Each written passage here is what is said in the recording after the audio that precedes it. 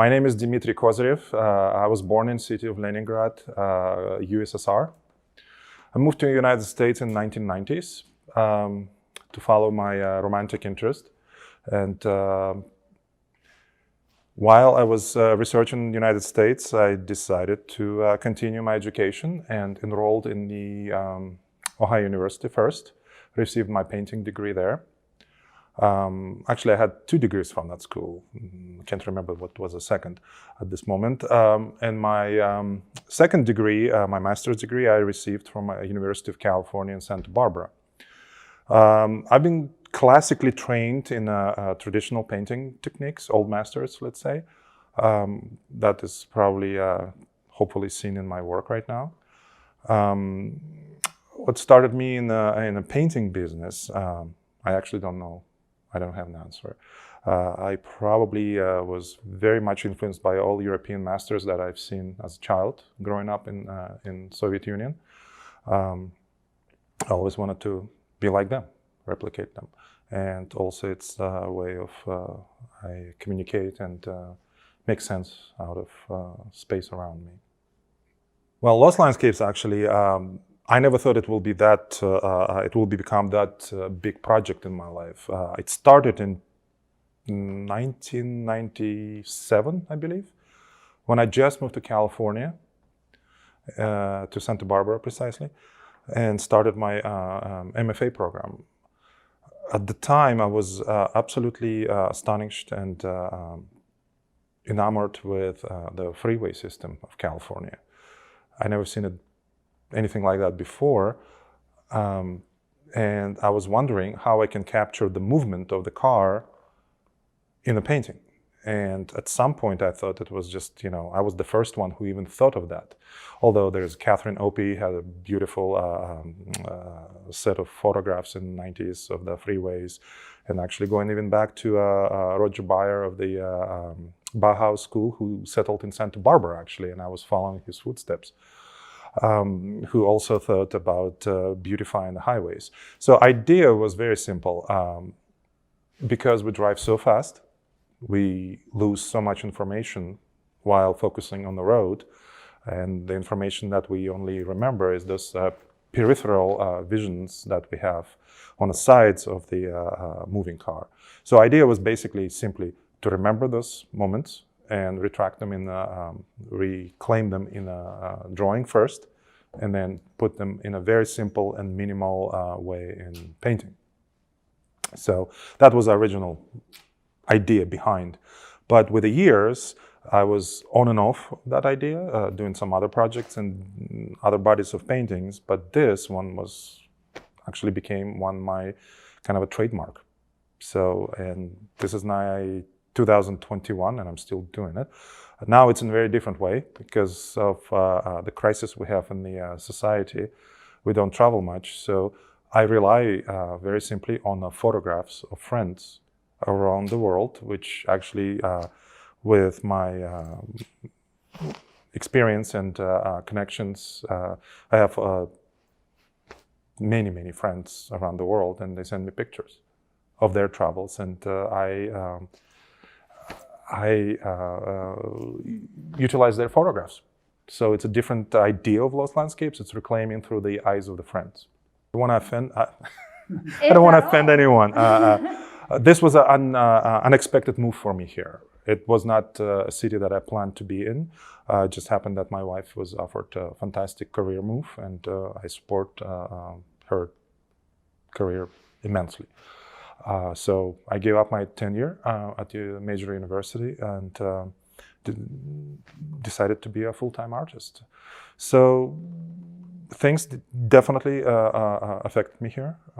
Just maybe my first trip to Moab. There's one painting there that is actually completely attributed to that week I spent there. But like I said, I don't travel as much as I would like to. So a lot of inspiration comes from other people's eyes. I see the world through the other people's eyes, which is good or bad, I don't know. History will show us. I've been asked that question so many times. It's very, I mean, there is definitely, when I start a painting, there's always a color in mind, but it will probably not be the color that you will see at the end. So everything is experimentation on a palette, on my palette desk. There is no analytical choices. I'm not that traditional, let's say. So I don't pre-plan my palette, because when I do, a lot of times it's just a fiasco. Right. Yeah. Blue. Well. Yeah. And why is that? I don't know. My eyes are blue. That's awesome. Actually, that's a very, very hard question, because I never paint for the audience per se, because I don't know who's going to come to gallery first. But there are a few things that I always remind myself that I need to do. Is strong composition, because no matter what, if you like a painting or not, if it has a decent composition, you will like it, or at least you will deal with it. But my ideal, no, I don't know. No specific audience. I walk into a museum and I like a painting. I don't know who comes to see my work. I don't know. I just want people be involved, and I don't want to use the word like, because liking is on Facebook, but I want people to be involved in my work, whether they like it or not. At least they leave the room with some sense of involvement. I want to be them involved. Let's say that. Yeah, it's more complex. Each piece is very different. I always wanted to make work very independent from each other. So each piece has a different start. Also secrets, I don't want to give them away.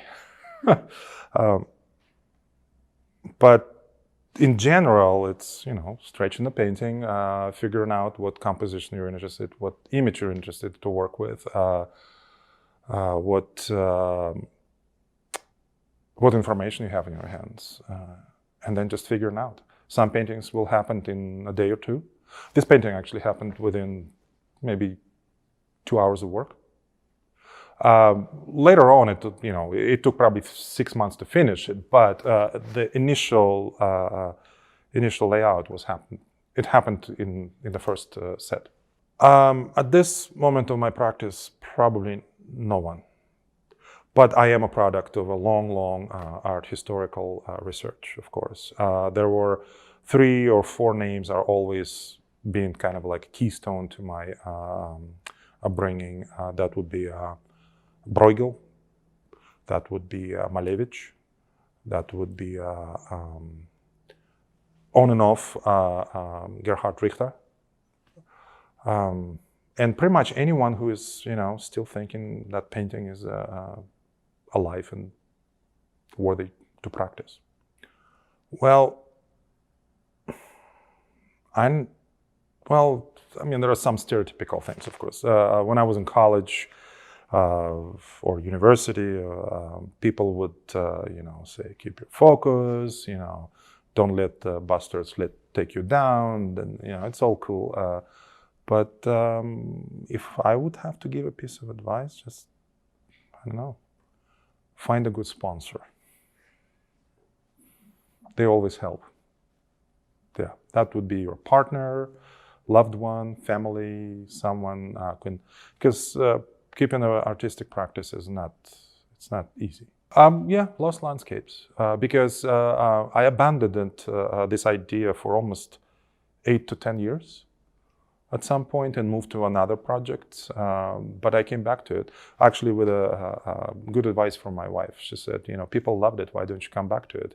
I was like, no, I was taught to be always new and always look for new ideas, new formulas, and so on.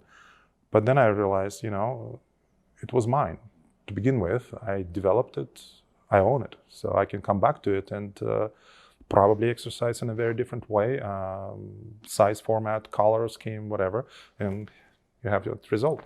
So if you have this black painting behind me, and if you go over there in the corner, there's this pink paintings from 2000. They're very different, but it's the same idea, really. Yeah, it's the love of landscape in a very bizarre and provocative way. A friend of mine actually asked me, "You're painting all these paintings of landscapes. Why? Because you like hiking?" I was like, "No, I actually personally hate nature. I never go on hikes, never. Just don't do that stuff." And he said, "Why do that?" And it's like, "Because I don't like it. But it's around me, I have to deal with it." So that's probably would be my conclusion.